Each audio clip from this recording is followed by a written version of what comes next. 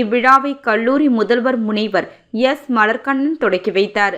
மணக்குள விநாயகர் கல்வி குழும தலைவர் மற்றும் நிர்வாக இயக்குனர் எம் தனசேகரன், செயலர் டாக்டர் நாராயணசாமி கேசவன், பொருளாளர் ராஜராஜன் மற்றும் இணை செயலர் வேலாயுதம் ஆகியோர் தலைமை தாங்கி வாழ்த்துரை வழங்கினர்.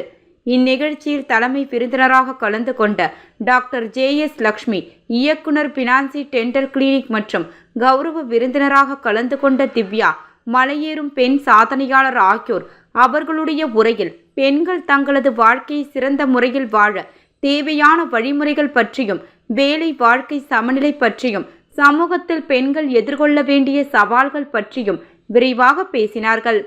மகளிர் தின கொண்டாட்டத்துடன் இணைந்து பெண் மாணவிகளின் தொழில் முனைவோர் திறன்களை ஊக்குவிக்கும் வகையில் அவர்களின் பெற்றோருடன் சேர்ந்து அவர்களின் கையால் செய்யப்பட்ட பொருட்களை விற்பனை செய்ய அனுமதிப்பதற்காக சந்தை என்ற ஸ்டால்களை கொண்ட ஒரு ஷாப்பிங் திருவிழாவை கல்லூரி IQAC மற்றும் கலாச்சார கிளப் ஏற்பாடு செய்திருந்தது.